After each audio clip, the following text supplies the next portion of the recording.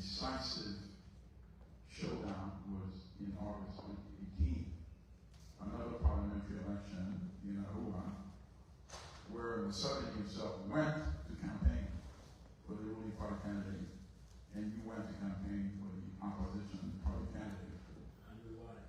And he panicked, I recall, and he accused you of inciting people to throw stones at his convoy, and the opposition candidate was arrested, you were arrested, beaten, and tortured, and the opposition candidate still won, even though Museveni had campaigned for his candidate. So I guess that was the decisive point that we started. Partly, you came to the United States for treatment, and many people didn't believe you would go back to Uganda. But not only did you go back, you ran for president in 2021, and you ran again in 2026, even without the threats. Some people might wonder, why? Why did you do that? Is the risk worth it? Explain.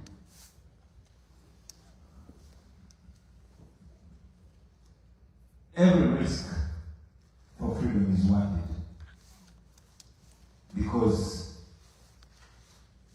in this life, we either live or we exist. I want to live. And you cannot live when you're not free, when you don't have the right to turn your own destiny. So I went back home because I have to go back home anyway, whether I like or dead. You know. I went back home then because I needed to keep that hope alive. I had run for my life. But still, it wasn't a solution to stay out. You might ask me if I'm going to go back this time. Yes, I'm only trying to make sure that I make it harder, or at least more costly. Yeah. So now we go to the best part of this event, which is, of course, taking your questions from the audience. So let's see. Maybe we'll take 5 questions. 5, 6 questions. Okay. And if people come up and line up if you have questions, because we only have one mic. Oh, I'm first then.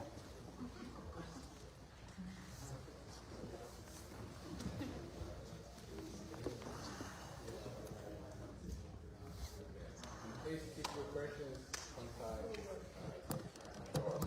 Try. So let's keep it brief so we can get everybody to Maybe if we could make the conversation, ask the question, maybe I get to respond when it's still hot. First, let me say thank you so much for bringing Bobi. I was so excited when I saw the video last night. I'm from South Africa, and I've been following your work and your struggles and your sacrifices. There's one question, but I'm going to list 11 issues that I think South Africa had that you don't have to waste your struggle in Uganda. South Africa, one, has the clergy, and the clergy, Desmond Tutu, had organized labor, that's number 2, had ANC exile, leaders in exile, with international work. It had the Amstrad, which was in exile as well.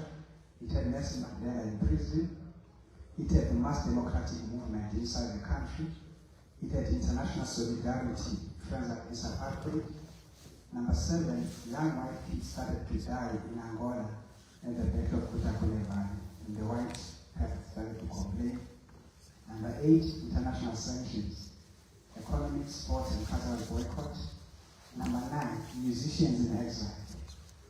We're highlighting the plight of the oppressed black people. Number 10, the civilized and civilians inside the country committed to making the country ungovernable. What do you have? That's why I said I'm abstractly. What do you have? Because it looks like the odds are against you. Thank you very much, my South African brother, Siyabonga. South Africa had all this. He had Mandela in prison, he had controversies where they come doing, it had clergy, it had musicians and leaders in exile, name it. What do we have? We have everything. Then the next question would be, why are you not succeeding yet? I'll tell you, my brother, we have a saying in our Uganda culture that that a person who you used to commit crimes with, or a person who you used to steal with, when they sleep behind your house, you won't sleep.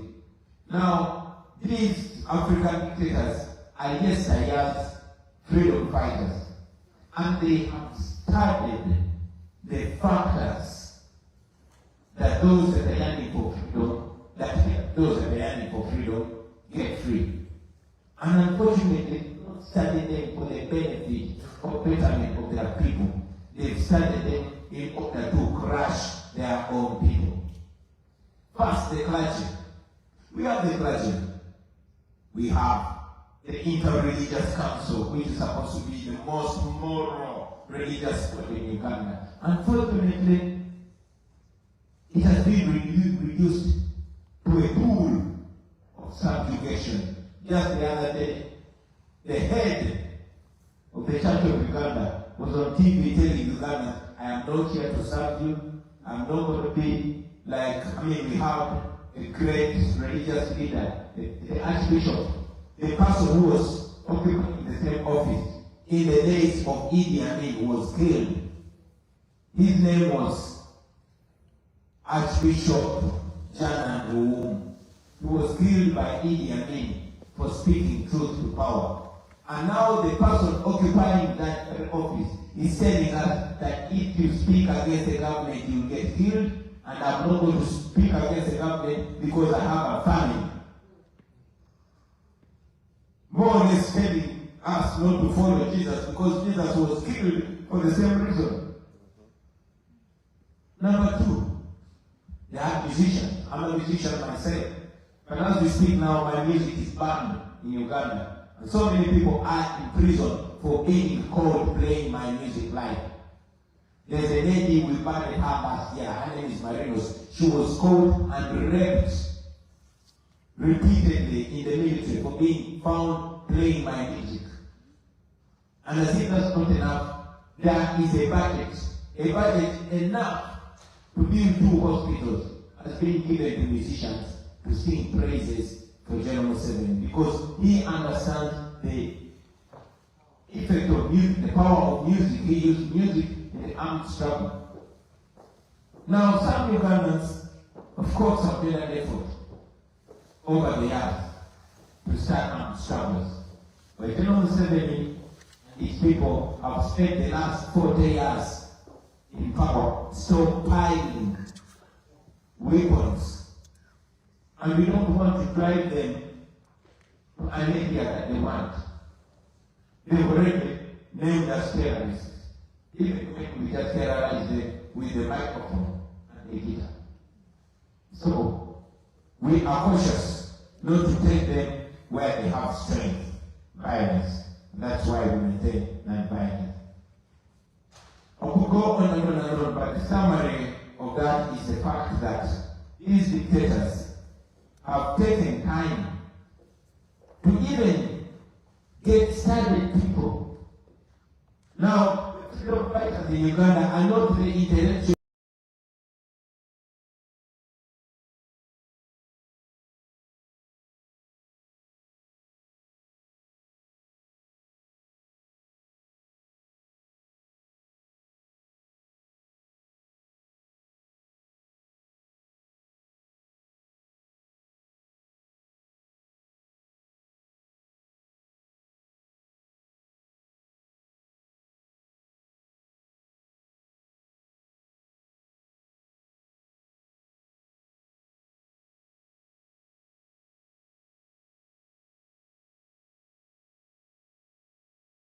generation how to free themselves.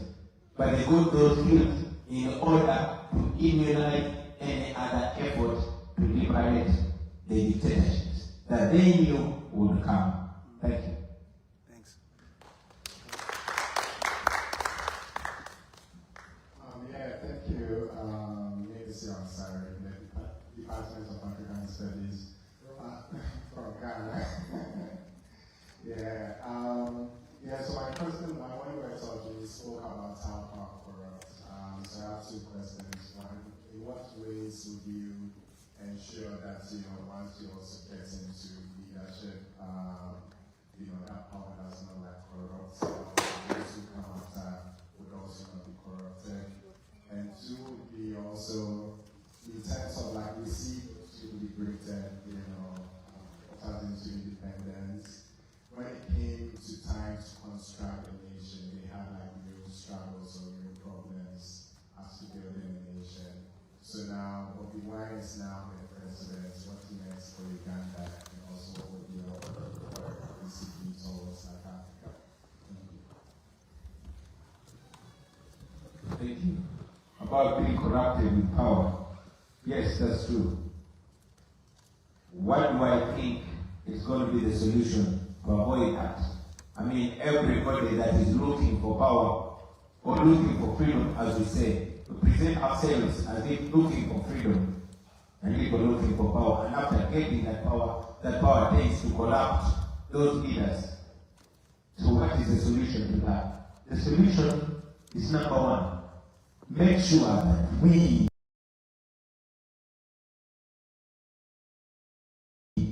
are not looking for a liberator, but are galvanizing each other to liberate ourselves.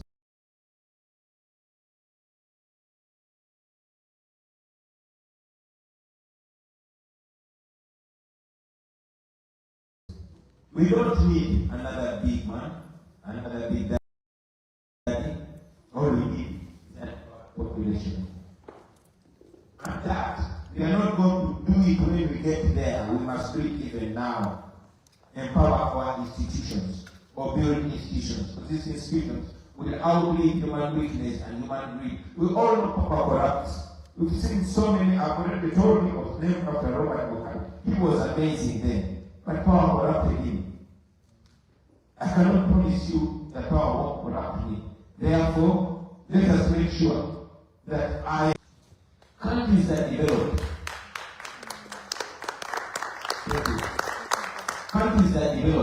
don't look at the leader, they look at the people. Countries like America here, or anywhere here, all these democracies, they are not well governed because they have very good leaders. No. They don't stop this corruption because the leaders are so moral. No, you've seen that even here in America, you've seen exchange fires and all that. I won't go into that business. These countries are well governed because the people are empowered enough not to take any nonsense from the leaders. So we should build an empowered citizenry to hold the leaders accountable, to make sure leaders are servants and not bosses, and to constantly remind those leaders that if they degenerate to what they pretend to fight against, they can and will be kicked the hell out. Leaders must be opened in a constant state of tension and be reminded that they are servants and they govern in the interest and on behalf of the people. So let us not look to liberator, let us all be liberators. I believe that is the best way. Finally, you're asking me what I think should be the alternative. Of course, like I said, I'm not here as an unknowing person. I'm here because I want freedom. I want self-determination like anybody else. For us in Uganda, and I believe in many places in Africa, what we want first and foremost is to have a vote. I don't need to be a world-class economist. No. I just need to have a vote and to have the entire population have the power to listen to what you're presenting to us and what she is presenting to us. And to have a right either to vote for what to present to us or what she is presenting to us. We want a vote. We want the ability to be able to decide what we want, and that is honored. As simple as that. Thank you.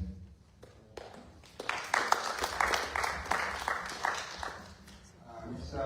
Setam, thank you so much for coming. My name is Dennis Mozambique. Born and raised in Jinja. In 2021, when I was among the young people, I was really excited to come back to Uganda for free. And I made it possible to do that time. And actually gathered my fellow young people to come and vote. You know, we actually went back and forth with our parents. Because they were like, oh, we need to vote for this person. We're voting for Bobi, and that's what we're doing.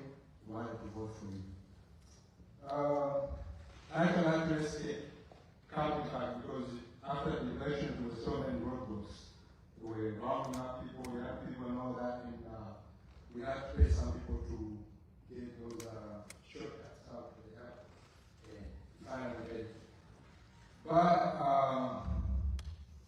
I think my concern is there's been so many young people that have been in prison for the sake of liberating Uganda under the leadership of Mr. Sentam. What is the way forward for a lot of these young people that are in prisons? They've been there for a long time. They continue being arrested. We've seen in countries around East Africa like Kenya where political parties have come together to negotiate the way forward. My question and my maybe plea is, would you be open to negotiate if that option was open? Or have you ever thought about that route? How can we move forward as a nation? Because if we have a giant in there that is unshakable, or we try to shake him, but it's coming at a big cost, a lot of people are dying. It's happening. I was in Zimbabwe, I went to school in Zimbabwe. And I saw what dictatorships do. Firsthand, I was there. We've seen the chaos in Kenya, where so many Kenyans are flowing, fled into Uganda because of political unrest. But a lot of political parties, I can't remember the name of the opposition leader at that time in Zimbabwe, I went to. Yes, they are kind of stepped up and God ways to negotiate the way forward. So, my youth had friends that have been in prison and have been in prisons. We have young people all over the country. Ginger, where they have rounded up some friends, they were released, but they were taken to the home. Why did they story about my question so much? What's the way forward? Thank you very much, brother from Uganda, and I'm glad you started in Zimbabwe, so you have a grip of both lines. If I heard you well, are we willing to negotiate? Negotiate what? Yeah. I mean, everything that we're saying is in black and white. According to our constitution, it's not criminal to run for president. I ran for president. These young people turned up to support me because it is legal and moral. And we were non-violent. We went out there to campaign. They were rounded up and thrown in prison for years. Some have spent more than 5 years. Others were killed. And yes, the regime in Uganda reached out to those who were in prison and told them that the only way they would leave prison is to accept that they committed crime and to apologize to General Museveni for being hoodwinked and fooled by me into going into opposition politics. Now I fail to understand what crime is there. Of course, many of them were forced to apologize and they were released. Others refused because they don't see any crime they committed. And again, they were being accused of terrorism. So the government told them, for them to be released, they must accept that offense, get out and get out. So for somebody to get attacked permanently on you for being a terrorist, it was unacceptable. Of course, they kept in prison with no trial whatsoever. They just dumped them.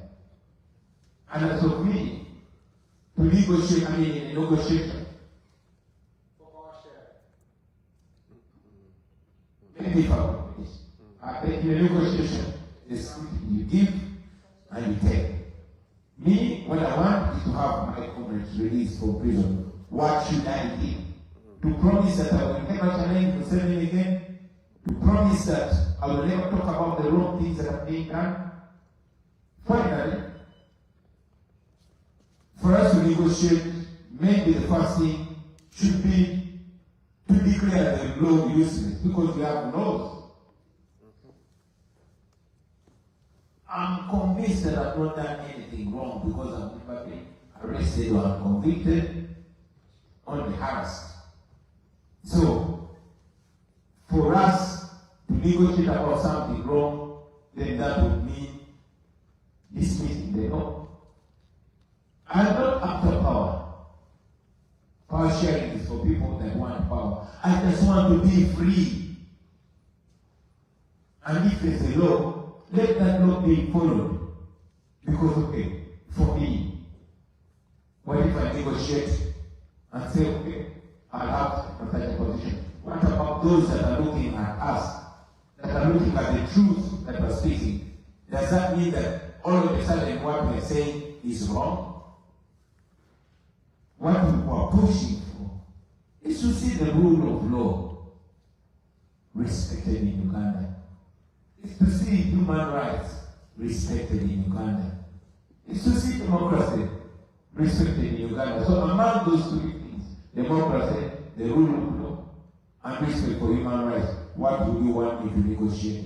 What would you want us to give up? For us to say, we want them all because they are fundamental and are provided in the Constitution.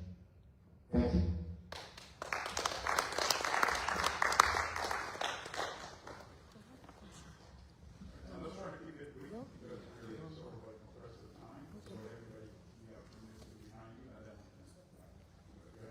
Hi, nice to meet you, Bobi. I am Jason Isali Kuramu Shigoku. I was born and raised in Tinga, Kampala, and I'm a graduate.